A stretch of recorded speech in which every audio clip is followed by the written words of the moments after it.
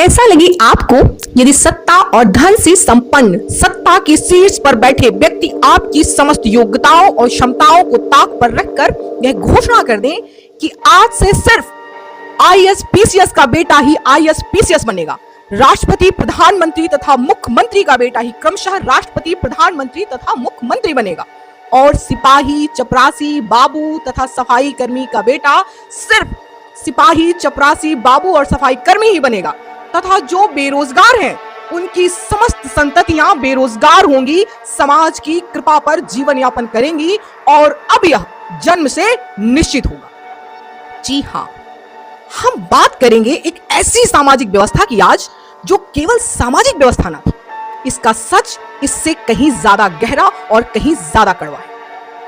आज हम उस सफर पर चलेंगे जहां एक विचार पहले परंपरा बना, फिर कानून और अंत में एक ऐसी दीवार जिसने करोड़ों इंसानों की योग्यताओं और क्षमताओं को नकार कर ध्वस्त कर दिया, उनकी किस्मत को फ्रीज कर दिया। हम इस इतिहास को शून्य से शुरू करते हैं और चलते हैं वैदिक युग में, जिसका समय काल 1500 ईसा पूर्व से 600 ईसा पूर्व है। 1500 से 600 ईसा पूर्व तक के काल का वैदिक साहित्यों में प्रमाण मिलता है। मूलतः वेदों में वर्णित साक्ष्यों के कारण इस काल को वैदिक सभ्यता काल या वैदिक काल के नाम से जाना जाता है। वैदिक सभ्यता के संस्थापक आर्य थे। वेदों में वर्णित आर्य शब्द भाषा विज्ञान का शब्द है, जिसके अनुसार आर्य शब्द का अर्थ होता है श्रेष्ठ जन। उत्तर मौर्य व गुप्त काल तक आते आते सामान्य रूप से समाज के गणमान्य तथा श्रेष्ठ जनों को आर्य कहा जाने लगा था। तो अब प्रश्न यह उठता है कि ये आर्य कौन थे? आर्यों के उद्भव तथा मूल निवास स्थान संबंधी मान्य मत मैक्स मूलर का है। अपने निष्कर्ष तक पहुंचने के लिए मैक्स मूलर ने वैदिक साहित्य, जैन अवेस्ता नामक धार्मिक साहित्य तथा बोजग कोई अभिलेख का सहयोग लिया था। तो मैक्स मूलर के अनुसार आर्य मध्य एशिया से घोड़े की यात्रा कर सर्वप्रथम सप्त सैंधव प्रदेश में आकर बसे। यह क्षेत्र यानी सप्त सैंधव प्रदेश 7 नदियों से सिंचित उपजाऊ क्षेत्र था। ये 7 नदियां सिंधु, झेलम, चिनाब, रावी, ब्यास, सतलज तथा सरस्वती है। उत्तर वैदिक काल अर्थात 1000 से 600 ईसा पूर्व के दौरान आर्य भारतीय उपमहाद्वीप में जिन क्षेत्रों तक विस्तार को प्राप्त हुए, वह संपूर्ण विस्तार क्षेत्र आर्यावर्त के नाम से जाना गया, जिसकी पश्चिमी सीमा अफगानिस्तान, बलूचिस्तान से लेकर पूर्व में बंगाल तक थी। इसकी उत्तरी सीमा हिमालय की तराई से लेकर सुदूर दक्षिण में गोदावरी नदी तक थी। आर्यों का प्रारंभिक समाज यायावरी पशुचारणिक आर्थिक जीवन से युक्त कबायली समाज था, जो शाकाहारी व मांसाहारी भोजन किया करता था। प्रारंभ में उनके द्वारा संभवतः गो मांस भी खाया जाता था, जिसके लिए गोहंता शब्द का प्रयोग हुआ है, जो शायद अतिथि के लिए किया जाता था। विद्वान वैदिक सभ्यता यानी वैदिक काल के अंतर्गत विकसित मानव जीवन शैली के उद्भव एवं विकास तथा उसके सर्वोच्च स्तर के आधार पर 2 उपकरणों में विभाजित करके अध्ययन करते हैं। और वैदिक काल को जिन 2 भागों में बांटा गया, वह पहला है ऋग वैदिक काल, जिसका समय है 1500 से 1000 ईसा पूर्व, तथा दूसरा है उत्तर वैदिक काल, जिसका समय है 1000 से 600 ईसा पूर्व का। तो हम बात करते हैं पहले ऋग वैदिक काल की। ऋग वैदिक समाज प्रारंभ में त्रिवर्णीय समाज था, यानी 3 वर्णों में विभाजित था।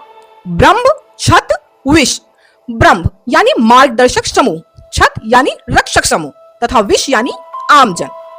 समय के साथ आर्यों ने क्षेत्रीय अन्य कबीलों को हराकर उन्हें अपनी अधीनता में रखकर सेवा करने के लिए बाध्य किया।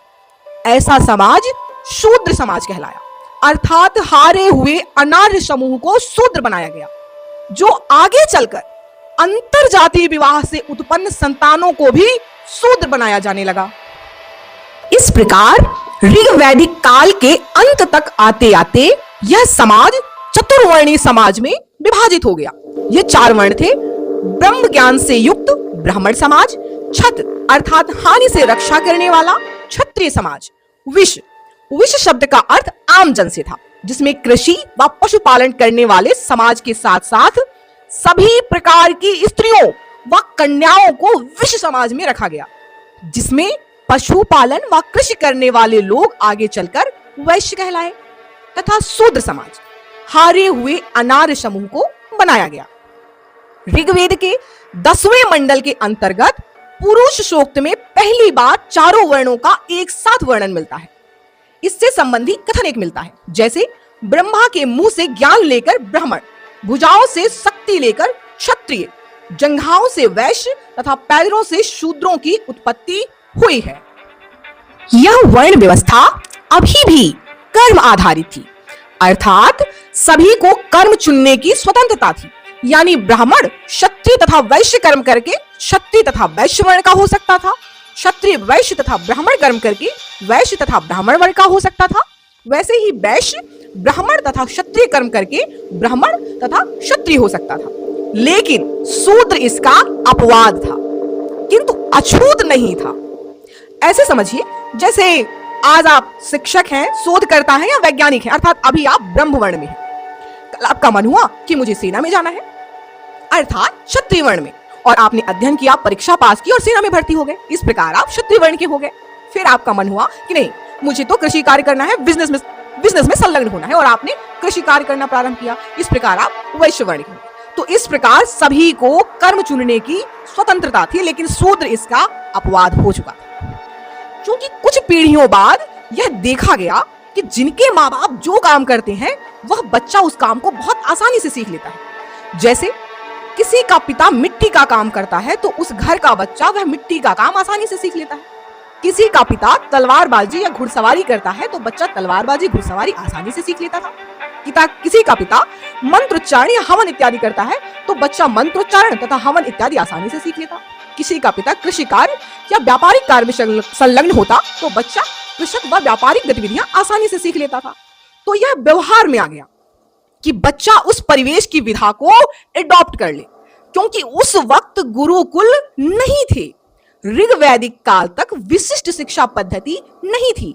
इसलिए यह अनिवार्य व्यवस्था समाज में डाल दी गई कि जिसके पास जो है वह अपनी संतानों को सिखा दे।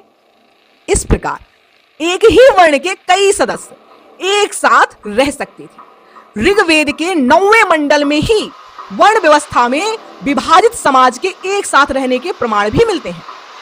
इसमें एक व्यक्ति यह कहता है कि मैं कवि हूं, मेरे पिता वैद्य तथा मां आटा पीसने का कार्य करती है। हम सभी अलग अलग वर्ण कर्म करने के बाद भी एक साथ रहते हैं।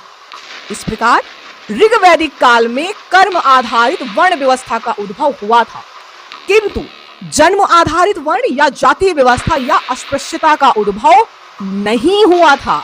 किंतु उत्तर वैदिक काल के आते आते वर्ण व्यवस्था जातीय व्यवस्था में तब्दील हो गई, अर्थात कर्म प्रधान समाज जन्म आधारित अनिवार्य कर्म प्रधान समाज बन गया। अब केवल ब्राह्मण का पुत्र ही ब्राह्मण, क्षत्रिय का पुत्र क्षत्रिय, वैश्य का पुत्र वैश्य और शूद्र का पुत्र शूद्र होगा।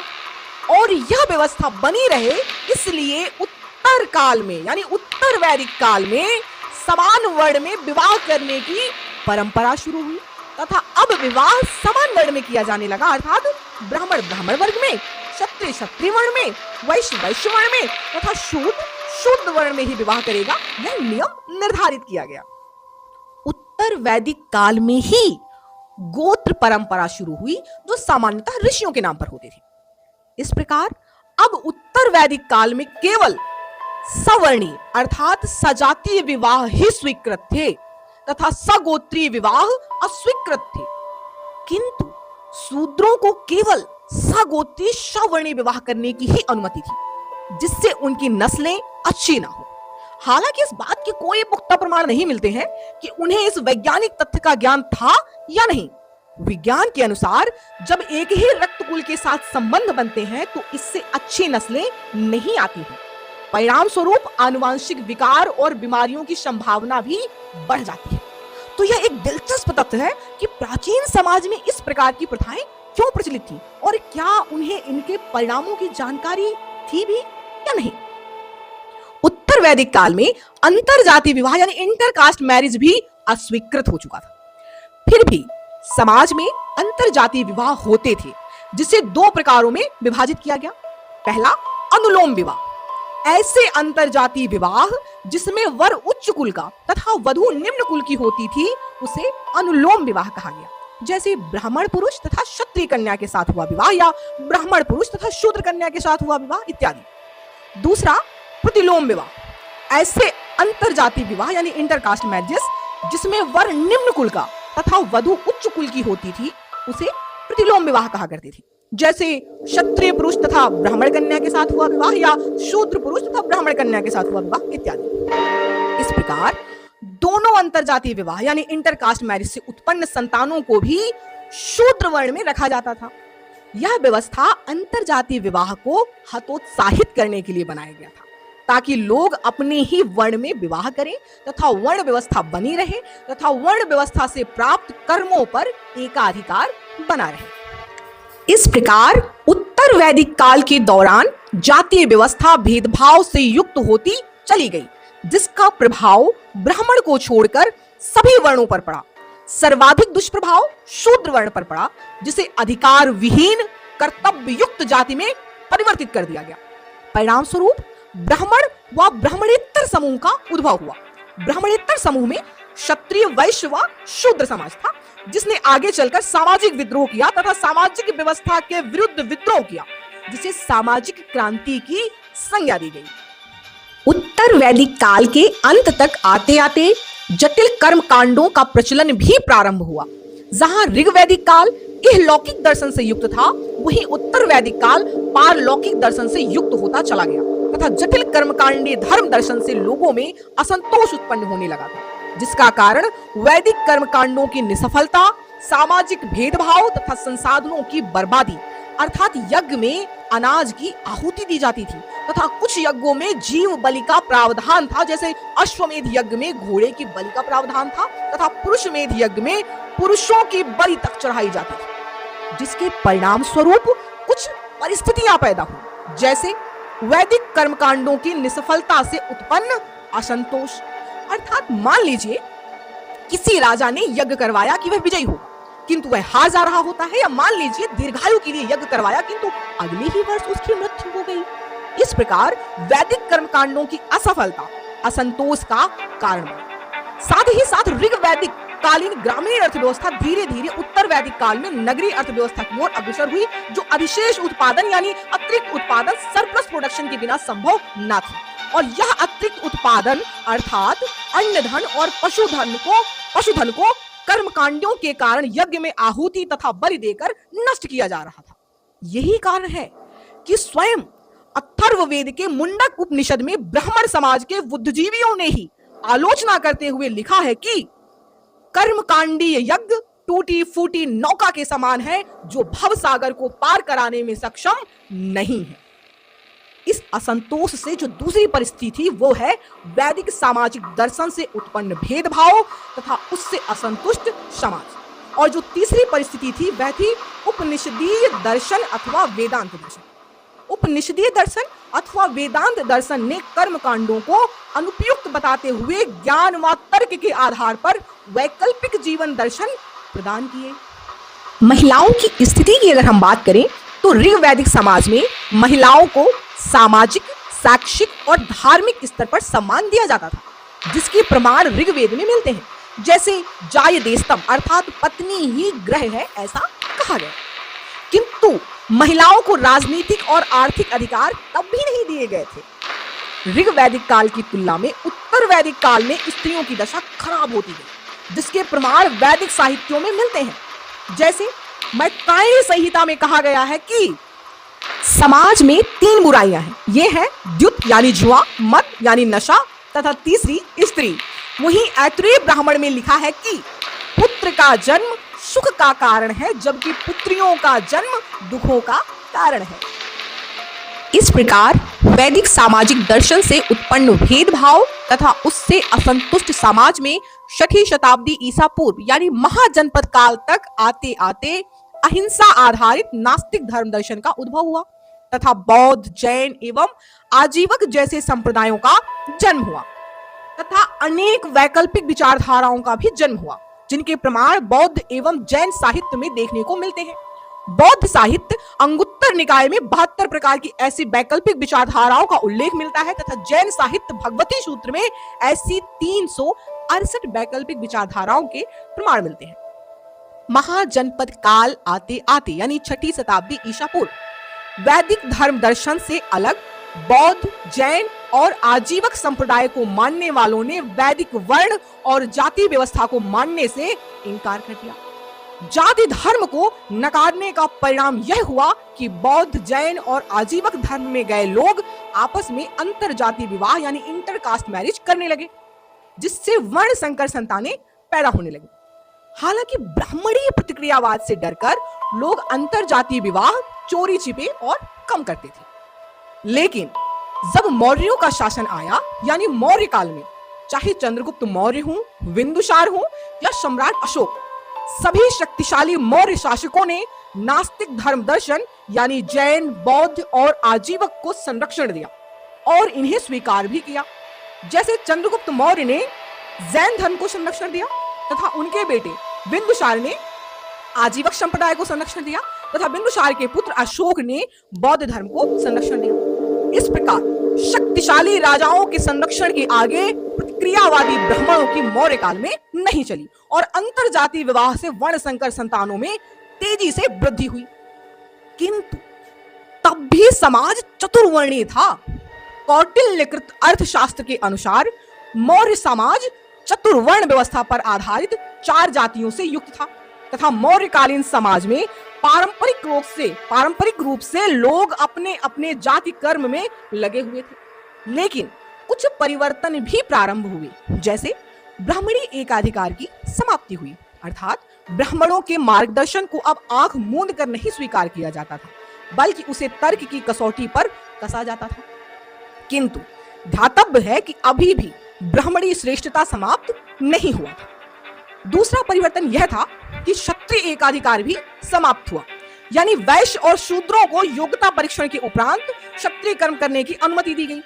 तीसरा परिवर्तन यह था कि वैश्यों का एकाधिकार भी समाप्त हुआ और शूद्रों को भी वैश्य कर्म करने की अनुमति दी गई। हालांकि शूद्रों को अभी भी समानता का अधिकार नहीं मिला था, लेकिन शूद्रों की स्थिति पूर्व की तुलना में थोड़ी अच्छी हुई, क्योंकि अब शूद्र अन्य 2 वर्णों यानी क्षत्रिय तथा वैश्य वर्णों के कार्य भी कर सकता था। तो इस प्रकार सैद्धांतिक रूप में कौटिल्यकृत अर्थशास्त्र के अनुसार क्षत्रिय, वैश्य तथा शूद्र एक दूसरे के कर्म को कर सकते थे, किंतु ब्राह्मण को केवल ब्राह्मणीय कर्म करने की ही अनुमति थी तथा अन्य 3 वर्णों को भी ब्राह्मणीय कर्म करने की अनुमति नहीं थी। लेकिन व्यवहार में देखा गया कि ब्राह्मणों ने भी क्षत्रिय तथा वैश्य कर्म को किया।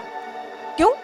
क्योंकि मौर्य काल आते आते लोगों का वैदिक कर्मकांडों से विश्वास उठने लगा था और वैदिक कर्मकांडों को कम तथा न कराए जाने के कारण कर्मकांडों से जीविकोपार्जन करने वाले ब्राह्मणों की स्थिति खराब होने लगी, जिस कारण अपनी आजीविका चलाने के लिए ब्राह्मणों ने क्षत्रिय और वैश्य कर्म को करना शुरू कर दिया। इस प्रकार मौर्य काल में सामाजिक नियमों में शिथिलता आई और अंतर जातीय विवाहों में वृद्धि हुई, जिसके परिणाम स्वरूप वर्ण संकर संतानों में भी वृद्धि हुई। किंतु अभी भी अशोक के सम्राट बनने से पूर्व तक न्यायिक भेद विद्यमान था, अर्थात समान अपराधों में शूद्रों को अधिकतम दंड और घटते क्रम में वैश्य, क्षत्रिय और ब्राह्मण को न्यूनतम दंड दिया जाता था। अपवाद स्वरूप नैतिक अपराधों जैसे बलात्कार आदि में ब्राह्मण को शूद्र की तुलना में अधिकतम दंड दिया जाता था, क्योंकि ब्राह्मण को मार्गदर्शक माना जाता था। तो यह बोला गया कि मार्गदर्शक यानी ब्राह्मण नैतिक भूल कैसे कर सकता है। इस कारण ब्राह्मण को नैतिक अपराध के लिए शूद्रों से भी अधिक दंड दिया जाता था। दंड स्वरूप ब्राह्मण के माथे पर स्त्री जननांग को गोदा जाता था, जिससे समाज उसे दूर से ही पहचान जाए, जिस कारण शर्म से वो व्यक्ति मृत्यु को प्राप्त होता था। लेकिन अशोक मौर्य साम्राज्य तथा भारत का पहला शासक बना जिसने न्यायिक सुधार करते हुए समान अपराधों पर समान दंड की व्यवस्था का प्रावधान किया।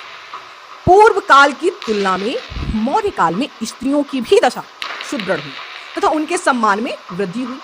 कौटिल्यकृत अर्थशास्त्र में पहली बार भारत में मौर्य काल में तलाक संबंधी प्रावधान का उल्लेख मिला, जिसके अनुसार स्त्री व पुरुष दोनों कुछ अपवादों यानी कुछ आधारों पर तलाक ले सकते थे। जैसे वो कौन से आधार थे? पहला, दुष्चरित्र होने की स्थिति, यानी स्त्री या पुरुष के दुष्चरित्र होने की स्थिति।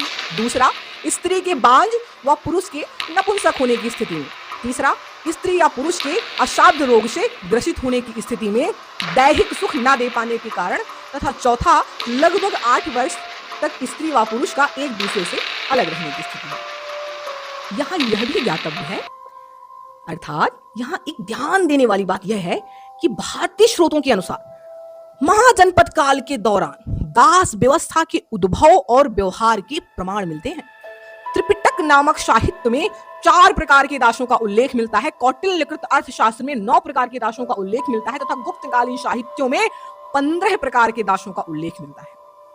दासों के संबंध में कुछ नियम थे, जैसे ब्राह्मण ना ही दास बनाया जा सकता था और ना ही किसी को दास बना सकता था। दूसरा, सामाजिक व्यवस्था में स्वयं से नीचे की जातियों के लोगों को ही दास बनाया जा सकता था। तथा तीसरा, आर्य शूद्रों को दास नहीं बनाया जा सकता। आर्य शूद्र यानी अनुलोम विवाह से उत्पन्न संतानें, अर्थात वर उच्च कुल का और वधू निम्न कुल की हो, उस विवाह से उत्पन्न संतानें, जैसे ब्राह्मण पुत्र व शूद्र कन्या के साथ हुआ विवाह से उत्पन्न संतानें।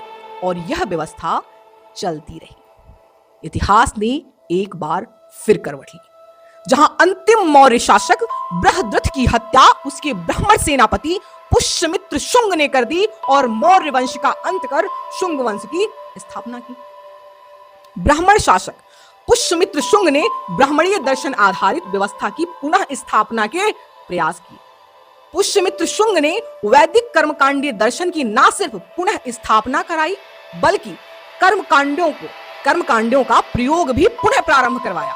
उसने वैदिक कर्मकांडों के साथ पशु बलि को भी उपयुक्त ठहराया। जैसे जीव जीवस्य भोजनम, अर्थात जीव जीवों का भोजन होता है, तथा वैदिक हिंसा हिंसा न भवति, अर्थात वैदिक कर्मकांडों के दौरान हुई हिंसा हिंसा नहीं होती। इसी काल में मनुस्मृति की भी रचना हुई। मनुस्मृति में सामाजिक व्यवस्था को पुनः स्थापित करने के कठोरतम प्रयासों का उल्लेख मिलता है, जिसका समाज पर गहरा प्रभाव पड़ा। चूंकि महाजनपद काल से लेकर मौर्य काल तक हमने देखा कि लगभग सभी वर्णों ने व्यवहारिक रूप में अन्य वर्णों के कार्य करना शुरू कर दिया था। इसके परिणाम स्वरूप प्रत्येक वर्ण को शुंग द्वारा पुनः स्थापित ब्राह्मणीय दर्शन से असहजता महसूस होने लगी। यहां तक कि ब्राह्मण वर्ण भी इससे अछूता नहीं रहा, क्योंकि ब्राह्मण भी कृषि और पशुपालन जैसे कार्यों में संलग्न हो गए थे और स्वयं पुष्यमित्र शुंग क्षत्रिय कर्म कर रहे थे। इसी कारण इस काल में उत्तर वैदिक काल में जन्मे आपद धर्म यानी आपत्ति काल में किए जाने वाले कर्म सिद्धांत को पुनः विकसित व स्थापित किया गया। अर्थात आपद धर्म के सिद्धांतानुसार आपातकालीन स्थिति में स्ववर्ण से इतर किए जाने वाले कर्म को स्वीकार किया गया। इसका अर्थ यह था कि विपत्ति के समय व्यक्ति कोई भी कर्म कर सकता है, लेकिन उसकी आने वाली अगली पीढ़ी अपने वर्ण के अनुसार ही कर्म करेगी। अर्थात आपद धर्म का सिद्धांत केवल एक पीढ़ी तक के लिए ही अनुमति देता था। उदाहरण के लिए, यदि एक ब्राह्मण कृषि कार्य या व्यापार में संलग्न है, तो वास्तव में वह वैश्य कार्य कर रहा है, तो वह स्वयं वह कार्य कर सकता है, लेकिन उसकी अगली पीढ़ी पुनः ब्राह्मणीय कर्मकांड में संलग्न है। इसी तरह क्षत्रिय वैश्य शूद्र अपने वर्ण से इतर कोई कार्य कर रहे हैं, तो वह कार्य को कर सकते हैं, लेकिन उनकी आने वाली संततियां पुनः अपने वर्ण का ही कार्य करेंगे। लेकिन यदि आपकी अगली पीढ़ी कोई काम अपने वर्ण से इतर करती है, तो वह राजा द्वारा अमान्य होगा।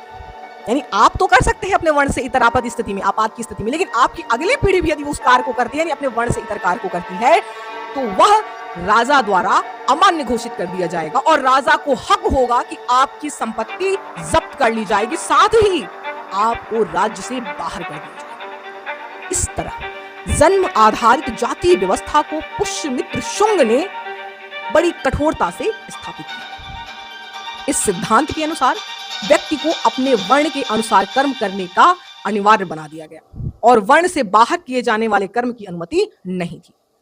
शुंग राजवंश के समय में ब्राह्मणीय धर्म और संस्कृति को पुनः स्थापित करने के प्रयास और आपद धर्म के सिद्धांत को और भी शक्ति से लागू करने के प्रयास के परिणाम स्वरूप समाज में वर्ण व्यवस्था और भी कठोर हो गई और लोगों को अपने वर्ण के अनुसार कर्म और जीने के लिए मजबूर किया गया। समय चलता रहा, इतिहास ने फिर करवट ली और एक नया युग आता है, गुप्त काल। गुप्तकालीन समाज पारंपरिक सामाजिक दर्शन और व्यवहार की निरंतरता के साथ कुछ नवीन विशिष्टताओं से युक्त होता चला गया। गुप्तकालीन समाज सैद्धांतिक रूप से चतुर्वर्णीय व्यवस्था आधारित पूर्व की भांति जाति व्यवस्था से युक्त था, जहां 4 वर्ण थे: ब्राह्मण, क्षत्रिय, वैश्य और शूद्र। यहां अब तक अनेकानेक जातियों का भी उद्भव हो चुका था। ब्राह्मण पारंपरिक रूप से समाज में सर्वोच्च सम्मान प्राप्त समुदाय था। क्षत्रिय ब्राह्मणों के उपरांत सम्मानित वर्ग के रूप में क्षत्रिय वर्ण था, जिसमें अनेक विदेशी व आक्रमणकारी वर्ग भी सम्मिलित हो चुके थे। तीसरा वैश्य, पारंपरिक रूप से वैश्य आर्थिक गतिविधियों में संलग्न थे। शूद्रों की सामाजिक स्थिति गुप्त काल में मिश्रित रूप में देखने को मिलती है। एक तरफ शूद्रों की स्थिति में सुधार के अनेकों प्रमाण मिलते हैं, वहीं दूसरी तरफ उनके साथ होने वाले सामाजिक भेदभाव और अमानवीय शोषण के भी प्रमाण मिलते हैं। अगर हम सुधार संबंधी प्रमाणों की बात करें तो याज्ञवल्क्य की स्मृति में शूद्रों को व्यापारी, कृषक और कारीगर होने की अनुमति है। वहीं मत्स्य पुराण में कहा गया है कि शूद्र सदाचारी रहे और ईश्वर भक्ति करे तो उसे भी मोक्ष प्राप्ति का अधिकार है। तथा बृहस्पति स्मृति में ब्राह्मण को दासों और शूद्रों का अन्न खाने की अनुमति है। तथा मृक्षकटिकम में ब्राह्मण और शूद्र एक ही कुएं से पानी भरते हैं, ऐसा उल्लेख मिलता है। तथा हुएन सांकृत शेयू के इसके अनुसार मणिपुर का राजा शूद्र था। यहाँ ध्यातव्य बात यह है कि शूद्रों की स्थिति में सुधार के ये प्रमाण केवल अंतर जातीय विवाहों में अनुलोम विवाह से उत्पन्न हुए शूद्रों के लिए थे, जिन्हें आर्य शूद्र भी कहा जाता था। यानी यदि वर उच्च कुल का है और वधु निम्न कुल की है, तभी यह अधिकार उन्हें मिलते थे। इसके विपरीत प्रतिलोम विवाह यानी उच्च कुल की कन्या और निम्न कुल के पुरुष का विवाह, जैसे ब्राह्मण मां और क्षत्रिय या शूद्र या वैश्य पिता से उत्पन्न संतानें, उन संतानों को भी शूद्र कहा जाता था, लेकिन उनकी दशा अत्यंत दोषपूर्ण और अमानवीय व्यवहार से युक्त थी। गुप्त काल में एक नई व्यवस्था शुरू हुई, जिसमें प्रतिलोम विवाह से उत्पन्न शूद्र संतानें निर्वसित समाज के रूप में स्वीकृत की गई, जिसका अर्थ था कि उन्हें समाज से बहिष्कृत कर दिया जाए। निर्वसित समाज के लोग गांव और नगर के बाहर बसने के लिए बाध्य किए जाते थे और उन्हें यदा कदा शमशान की अपवित्र भूमि पर रहने के लिए बाध्य किया जाता था। यह व्यवस्था अंतर जातीय विवाह के अंतर्गत प्रतिलोम विवाह से उत्पन्न संतानों या जिन्हें अछूत कहा जाता है, शूद्रों के लिए बहुत ही कठोर और अमानवीय थी। अंतर जातीय विवाह के अंतर्गत अनुलोम और प्रतिलोम विवाह की श्रेणियों ने शूद्रों की स्थिति को अत्यंत दयनीय करने में महत्वपूर्ण भूमिका निभाई।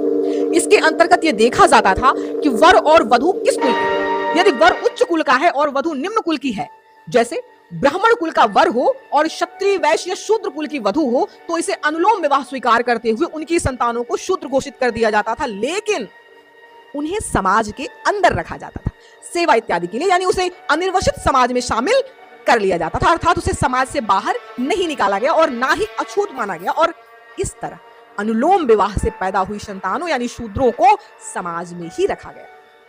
ठीक इसके विपरीत यदि वधु उच्च कुल की है और वर निम्न कुल का है, जैसे ब्राह्मण कन्या का किसी क्षत्रिय, वैश्य या शूद्र पुरुष के साथ हुआ विवाह, तो इसे प्रतिलोम विवाह करार दिया गया। यानी जब किसी क्षत्रिय, वैश्य या शूद्र लड़के ने ब्राह्मण कन्या से शादी कर लिया तो उसे जघन्य अपराध माना गया और उनकी संतानों को भी शूद्र कहा गया, लेकिन प्रतिलोम विवाह से उत्पन्न संतानों यानी शूद्रों को समाज से बाहर निकाल दिया गया, अर्थात उनको निर्वसित जीवन दिया गया तथा अछूत माना गया, यानी समाज से बाहर बसाया गया।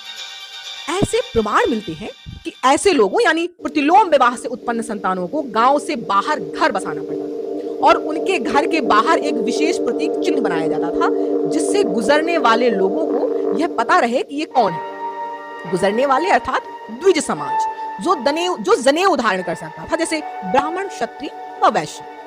तो द्विज समाज कहीं इनसे पानी, भोजन इत्यादि ना मांग ले, इसलिए उनके घर में सामने विशेष प्रकार के प्रतीक चिन्ह बनाए जाते थे और इन्हें यानी प्रतिलोम विवाह से उत्पन्न संतानों को समाज से दूर कर दिया गया। जैसे बसवाली यानी बांस जहां ज्यादा पैदा होते हैं, जहां की भूमि खेती किसानी के लिए अनुपयुक्त होती है, बंजर होती है, यानी सबसे ज्यादा गैर उर्वरक जमीन जो होती है, वहां बसने का आदेश दिया गया। या सबसे अशुद्ध जगह जैसे शमशान घाट की भूमि पर इन्हें बसने का आदेश दिया जाता था। और इस प्रकार प्रतिलोम विवाह से जो निर्वसित समाज की व्यवस्था उत्पन्न हुई वह लेती है विकराल अस्पृश्यता यानी छुआछूत यानी जाति प्रथा का विकराल रूप।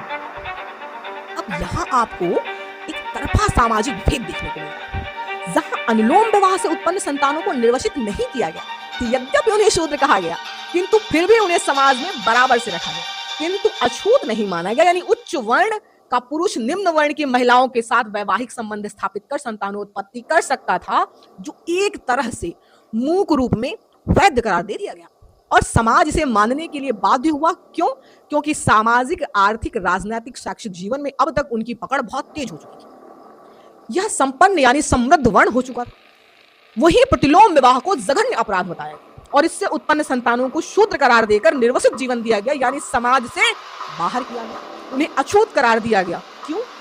ताकि इस कठोरतम दंड को देखते हुए उच्च वर्ण की महिलाएं और निम्न वर्ण के पुरुष आपस में वैवाहिक संबंध स्थापित ना करें और अंतर जातीय विवाहों में विशेषकर प्रतिलोम विवाह को हतोत्साहित किया जा सके। इस तरह छुआछूत की शुरुआत मुख्य रूप से उत्तर वैदिक काल में बीज के रूप में हुई, लेकिन एक व्यवस्थित सामाजिक बुराई के रूप में यह शूद्र काल और गुप्त काल तक पूर्णतः स्थापित हो गई और गुप्त काल आते आते जन्म आधारित पत्थर की लकीर बन गई।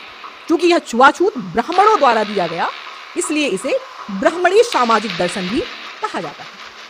इस दर्शन ने समाज को विभिन्न जातियों में विभाजित कर दिया और लोगों को उनके जन्म के आधार पर उच्च और निम्न वर्गों में बांट दिया। ब्राह्मण वर्ण ने अपने वर्चस्व को बनाए रखने के लिए इस व्यवस्था को बढ़ावा दिया, जिससे समाज में असमानता और विभाजन की भावना फैल गई।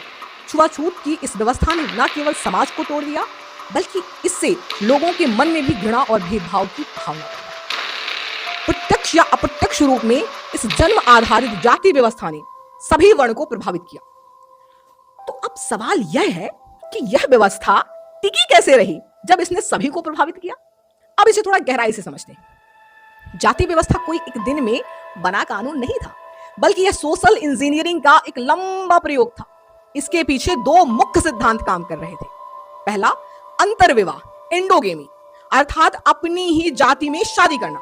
समाज शास्त्रियों का मानना है कि जाति तब तक जीवित रहती है जब तक वह अपनी सीमा के भीतर शादी करती है। इस प्रकार अंतर्विवाह ने खून के रिश्तों को सीमित कर दिया और जातियों के बीच के पुल तोड़ एक दीवार खड़ी कर दी और खून के इस बंद घेरे ने जातियों को अलग अलग जेनेटिक आइसलैंड बना दिया। दूसरा जो सिद्धांत है वह है हायरार्की यानी सोपान क्रम। यह एक ऐसी सीढ़ीनुमा व्यवस्था थी जिसमें हर किसी के नीचे कोई ना कोई था।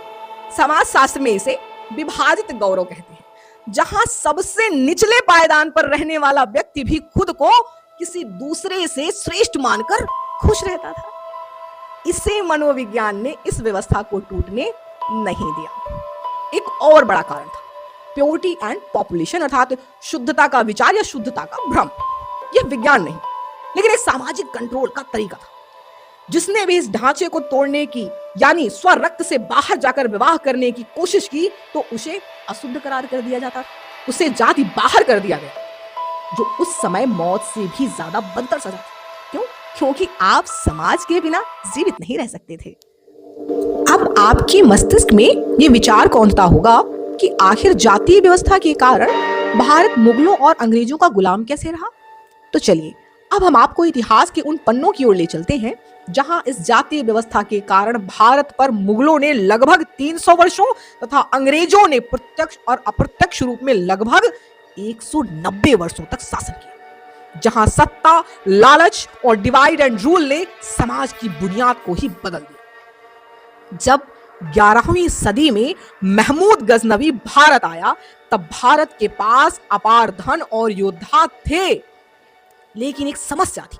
समाज का एक बहुत बड़ा हिस्सा वो खेती करता था, सफाई करता था या व्यापार करता था। उसे लगा कि युद्ध करना तो सिर्फ एक खास जाति का काम है। जब तलवारें उठी तो पूरा देश नहीं उठा, बल्कि समाज का केवल एक छोटा सा हिस्सा लड़ने निकला, बाकी जनता तमाशबीन बनी रही। क्यों? क्योंकि व्यवस्था ने उन्हें कभी योद्धा माना ही नहीं। मुगल काल और बाद में अंग्रेजों के दौर में जाति व्यवस्था ने शिक्षा और ज्ञान को तिजोरियों में बंद कर दिया। एक समुदाय के पास ज्ञान था, दूसरे के पास हुनर, लेकिन दोनों के बीच कोई संवाद नहीं था। अंग्रेजों ने अपनी 1901 की जनगणना यानी सेंसस के जरिए इस दरार को और गहरा किया। उन्होंने जातियों को सूचीबद्ध किया और उनके बीच ऊंच नीच को कानूनी जामा पहना दिया। जो दूरियां समाज में थी, उन्हें अंग्रेजों ने राजनीति का हथियार बना लिया। जी हां, भारत में जाति से उत्पन्न क्रूरता और भारत देश की गुलामी का असली मोड़ तब आया जब 18वीं सदी में अंग्रेजों ने भारत को समझना शुरू किया। उनके लिए भारत एक पहेली था जिसे वे सुलझा नहीं पा रहे थे। लेकिन असली टर्निंग पॉइंट आता है 1901 की जनगणना में, जहां सर हर्बर्ट होप रिस्ले जैसे ब्रिटिश अधिकारियों ने मानव शास्त्र के नाम पर भारतीयों की नाक की बनावट और त्वचा के रंग को मापना शुरू किया। उन्होंने हजारों जातियों को कागज पर क्रमबद्ध कर दिया। परिणाम यह हुआ कि जिस व्यक्ति को कल तक यह नहीं पता था कि उसकी जाति ऊंची है या नीची, उसे अंग्रेजी दस्तावेज ने एक ठप्पा दे दिया। क्रिमिनल ट्रिब्यूनल एक्ट लगाकर जातियों को जन्मजात अपराधी घोषित कर दिया। जी हाँ, क्रिमिनल ट्रिब्यूनल एक्ट के तहत कुछ जातियों को जन्मजात अपराधी घोषित कर दिया। सोचिए, एक बच्चा पैदा होते ही अपराधी बन गया, सिर्फ अपनी जाति के कारण। यहां हमें यह समझना होगा कि अंग्रेजों ने जाति व्यवस्था को कम नहीं किया, बल्कि उसे क्वालिफाई यानी संहिताबद्ध कर दिया। औपनिवेशिक भारत में जाति के भीतर आवाजाही संभव थी। एक सैनिक किसान बन सकता था, एक व्यापारी शासक, लेकिन अंग्रेजों ने सेंसस के जरिए इसे पत्थर की लकीर बनाया, जिसका कानूनी प्रभाव दिखा। उन्होंने संपत्ति के अधिकार और अदालती फैसलों को जाति से जोड़ दिया। ब्राह्मणिकल कोड को पूरे हिंदू समाज का कानून मान लिया गया, जबकि असल में भारत के अलग अलग हिस्सों में अलग अलग रीति रिवाज थे। अंग्रेजों ने यह सब आधुनिकीकरण के नाम पर, लेकिन असल में यह शासन करने का सबसे सस्ता तरीका था, भारतीयों को आपस में ही उलझाएगा। यहां हमें एक कड़वा सच समझना होगा, जाति व्यवस्था ने भारत को कैसे गुलाम बनाया। इसके पीछे एक वैज्ञानिक और मनोवैज्ञानिक सिद्धांत है, जिसे सामाजिक विखंडन यानी सोशल फ्रेगमेंटेशन कहते हैं। जब आप किसी समाज को हजारों टुकड़ों में बांट देते हैं, तो वह समाज सामूहिक प्रतिरोध करने की शक्ति को खो देता। मुगलों और अंग्रेजों ने इसी धागे को काटा। भारत की हार का कारण हथियारों की कमी नहीं थी, बल्कि मानसिक अलगाव था। एक मोची, एक बुनकर या एक किसान को लगता था कि राजा हार जाए या जीत जाए, उसकी सामाजिक स्थिति तो वही रहेगी। इसे ऐसे समझें जैसे यदि आपके अपने घर में ही आपके घर के मुखिया द्वारा और आपके अपने भाई बहनों द्वारा आपके साथ भेदभाव किया जाता है, शोषण किया जाता हो, अमानवीय क्रूरता की जाती हो, और कल कोई और घर पर कब्जा कर ले और घर का मुखिया बन जाए, तो आपको क्या ही फर्क पड़ता है, क्योंकि आप तो कल भी शोषण के शिकार थे, आज भी हैं, आज भी आपके साथ अमानवीय शोषण हो रहा है। बस इसी तरह राष्ट्रवाद की भावना को जाति के तथाकथित गौरव ने निगल लिया। जब भारत पर बाहरी हमले बढ़े, तो समाज ने अपनी पहचान बचाने के लिए खुद को और अधिक बंद कर लिया। जातियां सुरक्षा कवच बन गई। लोग अपनी जातियों के भीतर सिमट गए ताकि अपनी संस्कृति बचा सके। लेकिन इस सुरक्षा के चक्कर में समाज ने खुद को हजारों टुकड़ों में बांट लिया। एक ऐसा दौर आया जब इंसान की छाया से भी परहेज किया जाने लगा। यह उस व्यवस्था की चरम अवस्था थी जहां राष्ट्र प्रेम ताक पर रखा हुआ था, जहां मानवता हार रही थी और नियम जीत रहे थे। सोचिए उस गुमनाम शिल्पकार के बारे में, जिसने मंदिर की सबसे ऊंची चोटी बनाई, लेकिन उसे खुद उस मंदिर के गर्भगृह में जाने की अनुमति नहीं मिली। सोचिए उस सफाई करने वाले के बारे में, जिसने मल मूत्र उठाकर समाज को शुद्ध रखा, लेकिन उसी को समाज ने अशुद्ध घोषित कर दिया। यह विरोधाभास ही इस व्यवस्था का चरम था, जहां अवैज्ञानिक शुद्धता और प्रदूषण के ऐसे मनोवैज्ञानिक नियम बनाए जिन्होंने इंसान को इंसान से छूने तक से डरा दिया। विदेशी आक्रमणों के दौर में समाज ने खुद को बचाने के लिए इन दीवारों को और ऊंचा कर लिया ताकि उनकी संस्कृति अछूती रहे। लेकिन इस सुरक्षा के चक्कर में समाज का एक बहुत बड़ा हिस्सा अपनी ही जड़ों से कट गया। इसकी कीमत हमारे देश और समाज के एक बड़े हिस्से ने अपने आत्मसम्मान और अवसरों को खोकर चुकाया। यह किसी एक व्यक्ति की गलती नहीं है, बल्कि एक ऐतिहासिक बोझ है जिसे हम सब आज भी जाने अनजाने में ढो रहे हैं। जातिवाद की इस गहरी खाई ने न केवल समाज को बांटा, बल्कि भारत के दरवाजे विदेशी आक्रमणकारियों के लिए खोल दिए और भारत और उसकी पीढ़ियां सदियों दास्ता के दंश को झेलता रहा। आज हम चांद पर पहुंच गए हैं, इंटरनेट ने सरहदें मिटा दी हैं, लेकिन क्या हमारे दिमाग की वो दीवारें गिरी हैं? आज भी जब हम किसी अजनबी से मिलते हैं तो हमारा अवचेतन मन उसका सरनेम ढूंढता है।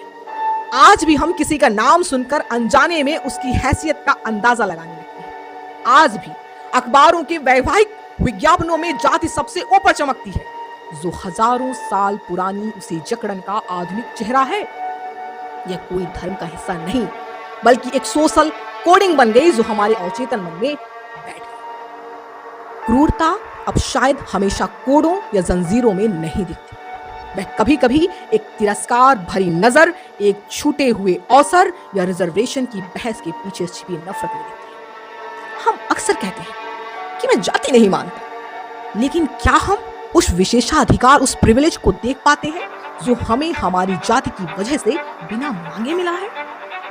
इतिहास गवाह है कि जब जब किसी इंसान को उसकी पहचान की वजह से नीचा दिखाया गया, समाज का एक हिस्सा हमेशा के लिए अपंग हो गया। जाति व्यवस्था ने हमें विशेषाधिकार तो दिया, लेकिन हमारी सामूहिक प्रगति छीन ली, राष्ट्रवाद के गौरव को निगल लिया। हमारा समाज अनजाने में ही सही आज भी उस जख्म को ढो रहा है जिसे सदियों की गुलामी ने और गहरा कर दिया। सत्ता बदल गई, झंडे बदल गए, लेकिन मानसिक विभाजन नहीं बदला जो कर वसूलने या राज करने के लिए पैदा किया गया था। आज भी एक दूसरे को उसी चश्मे से हम देखते हैं जो हमें किसी और ने पहनाया था। तो यदि इस 21वीं सदी में भी आपकी दृष्टि उसी गुलामी के जामे की मानसिकता से जकड़ी हुई है और किसी को देखकर उसे अछूत समझते हैं या स्वयं के रक्त को अधिक शुद्ध समझते हैं, तो आपको इतिहास के पन्नों को पलटने की जरूरत है। अगर हम इतिहास के पन्नों को पलटें तो पाते हैं, हमें पता चलता है कि चांडाल या अछूत की शुरुआत कैसे हुई थी। इनकी माता उच्च वर्ण यानी ब्राह्मण कुल की होती थी और पिता शूद्र थे चंडाल के। किंतु यदि तब भी अवैज्ञानिक तर्क यानी शुद्धता का विचार या भ्रम हो आपके मस्तिष्क में, तो हम आपको 21वीं सदी में अपना लोहा मनवा रहा विज्ञान भाषा में समझाते हैं। विज्ञान कहता है कि किसी भी जीव में आनुवंशिकता का निर्धारण दो स्रोतों से होता है। केंद्रक आनुवंशिक पदार्थ यानी न्यूक्लियर डीएनए, जिसका स्रोत माता तथा पिता दोनों होते हैं, यानी माता का अंडाणु तथा पिता का शुक्राणु। दूसरा, किसी व्यक्ति की आनुवंशिकता का निर्धारण का तरीका है माइटोकॉन्ड्रियल जीन, जिसका स्रोत सिर्फ और सिर्फ माता होती है, यानी 37 जीन सिर्फ माता से प्राप्त होते हैं। इस हिसाब से चंडाल, जिसकी मां ब्राह्मण कुल की थी, तो उसका माइटोकॉन्ड्रियल जीन ब्राह्मण कुल का ही होगा। इसका मतलब यह है कि जैविक रूप से देखा जाए तो चूंकि समाज में प्रतिलोम विवाह से उत्पन्न संतानों को अशुद्ध कहा गया, यानी जिनकी माताएं उच्च वर्ण की थीं, इस हिसाब से अनुलोम विवाह से उत्पन्न संतानों से ज्यादा वैज्ञानिक रूप से तो प्रतिलोम विवाह की संतानें शुद्ध होनी चाहिए। क्यों? क्योंकि उनकी मां उच्च वर्ण की थी और शिशु को माइटोकॉन्ड्रियल जीन केवल उसकी मां से प्राप्त होता है, जो उसके मस्तिष्क के विकास में अहम भूमिका निभाता है। तो फिर उस चंडाल का रक्त कहीं ज्यादा शुद्ध होना चाहिए। यह एक वैज्ञानिक तथ्य है जो हमें दिखाता है कि जाति और रक्त की शुद्धता के बारे में हमारे विचार कितने भ्रमित हो सकते हैं। विज्ञान की दृष्टि में रक्त की शुद्धता जैसा कुछ भी नहीं होता। किसी ब्राह्मण का ओ ब्लड ग्रुप और शूद्र का ओ ब्लड ग्रुप एक ही कैटेगरी में रखा जाता है। उसमें सुपीरियर या इंफीरियर जैसा कुछ भी नहीं, यानी श्रेष्ठतम और निकृष्टता जैसा कुछ भी नहीं। किंतु यदि वैज्ञानिक भाषा भी हमें समझ में ना आए और अभी भी रक्त की शुद्धता जैसा कुछ अवैज्ञानिक अशिक्षित विचार दिमाग में है, तो हमें इतिहास के पन्नों की ओर चलना चाहिए। जहां भारत पर वर्षों तक अंग्रेजों और मुगलों ने शासन किया।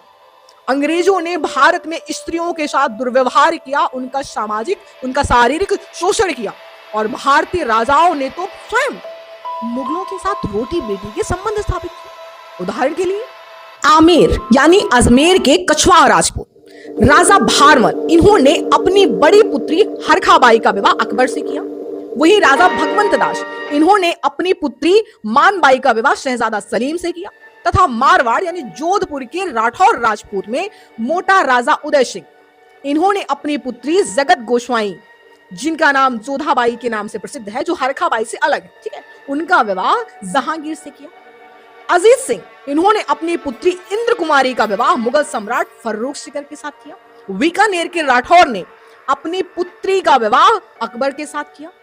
वहीं राय सिंह ने अपनी पुत्री का विवाह जहांगीर से किया तथा जैसलमेर के भाटी राजपूत रावल हरिराय ने अपनी पुत्री का विवाह अकबर के साथ स्थापित करवाया। बूंदी और अन्य छोटे राज्यों के साथ भी मुगलों ने रोटी बेटी के संबंध स्थापित किए। बूंदी के राव सुरजनहाड़ा ने भी मुगलों से संधि के दौरान अपनी कुछ पारिवारिक महिलाओं के विवाह मुगलों के साथ किए थे। इसका ऐतिहासिक तथ्य मिलता है।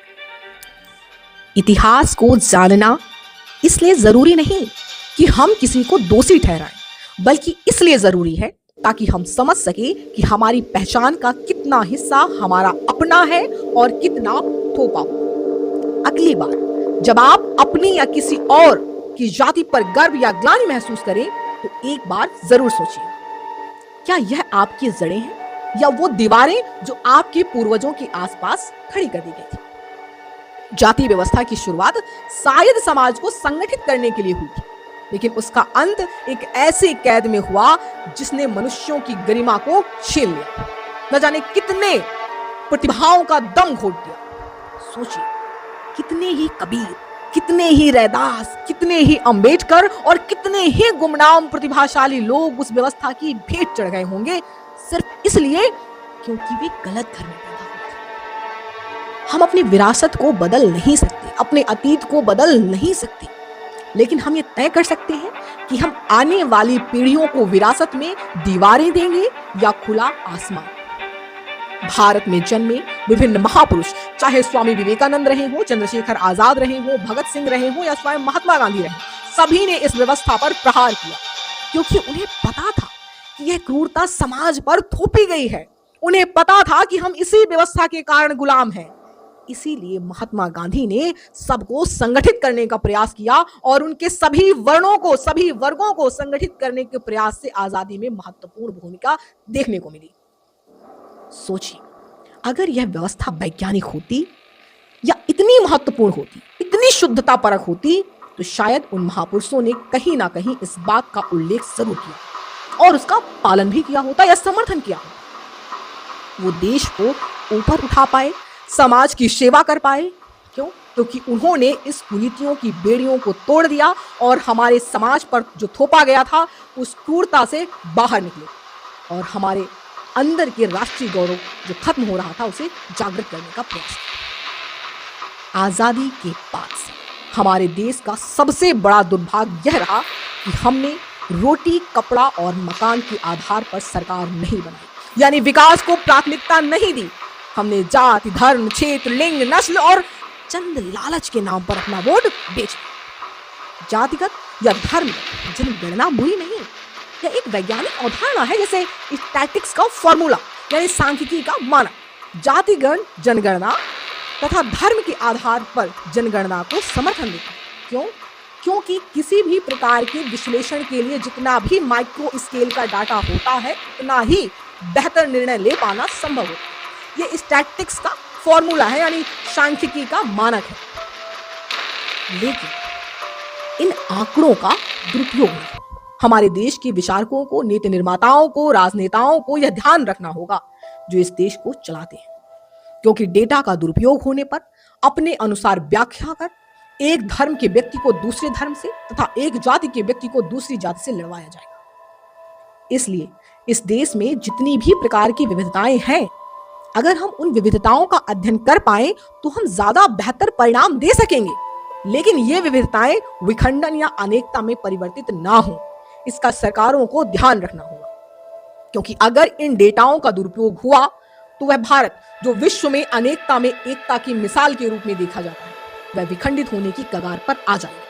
देश सिविल वॉर की आग में झुलस जाएगा, बाहरी शक्तियां पुनः शिकंजा कसेंगी, भारत की सांस्कृतिक विशेषताएं तार तार हो जाएंगी और समय के साथ वह दरारें ऐसी होंगी जिसका परिणाम हमने भारत और वैश्विक इतिहासों में देखा और भुगता है।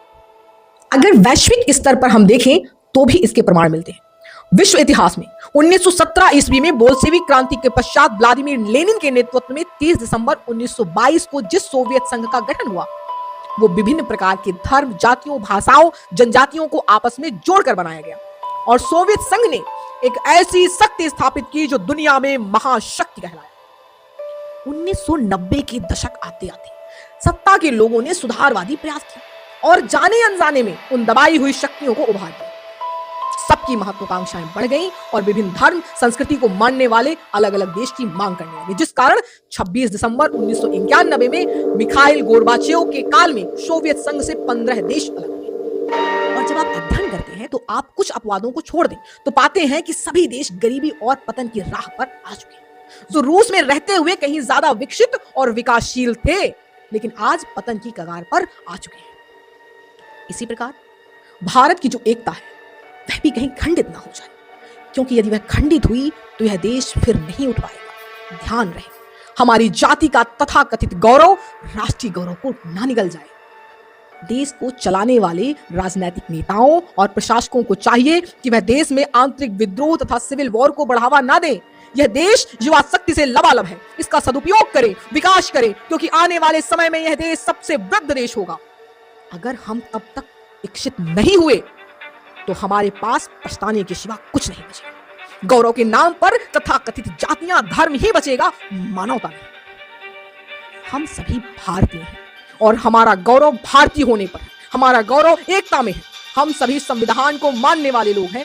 संविधान जो सभी धर्मों का सार है, सभी धर्मों को मान्यता देता है, सभी धर्मों का समान आदर करता है, सभी के लिए समान न्याय, समानता और अवसर की बात करता है, सभी को मुख्य धारा से जोड़ने का प्रयास करता है, सबका साथ सबके विकास की बात करता है। शोषक और शोषित हर काल में, हर व्यवस्था में अपनी जगह बना ही लेते हैं। चंद बुराइयां और चंद घटनाएं पूरे देश का प्रतिनिधित्व नहीं कर सकती और ना करेंगी। इतिहास न किसी को दोषी ठहराने के लिए होता है और ना हमें डराने के लिए, बल्कि सिखाने के लिए होता है। जाति व्यवस्था का चरम रूप वह क्रूरता थी जिसने अपनों को ही पराया बना दिया। सवाल यह नहीं कि हमारे पूर्वजों ने क्या किया, सवाल यह है कि क्या हम आज भी उन अदृश्य दीवारों को ढो रहे हैं, क्योंकि बिखरा हुआ समाज आज भी उतना ही कमजोर है जितना सदियों पहले था। इतिहास गवाह है कि जब जब हमने अपनी पहचान को संकीर्ण दायरों में समेटा है, हमें इसकी कीमत चुकानी पड़ी है। जाति केवल एक सामाजिक बुराई नहीं थी, यह एक रणनीतिक विफलता भी थी जिसमें भारत की सामूहिक चेतना को अपाहिज कर दिया। अब यह हमें तय करना है कि हम अपने भाई बहनों को गले लगाना चाहते हैं या फिर बटकर अब आधुनिक युग की गुलामी की जंजीरों में बंधना चाहते हैं, जो शायद अभी हमें समझ ना आए, लेकिन परिणाम कल्पना से भी ज्यादा परे और भयानक होंगे। अंत में हम दिनकर साहब की पंक्तियों को दोहराते हुए बस इतना ही कहेंगे, पाते हैं सम्मान तपोबल से भूतल पर सूर, जाति जाति का शोर मचाते केवल कायर क्रूर, तेजस्वी सम्मान खोजते नहीं गोत्र बतला के, पाते हैं जग से प्रशस्ति अपना कर्तव्य दिखला के। मिलते हैं फिर नए विषय के साथ। अपना और अपनों का ख्याल रखिए, हंसते रहिए, मुस्कुराते रहिए और अपने इस राष्ट्र का ख्याल रखिए। धन्यवाद।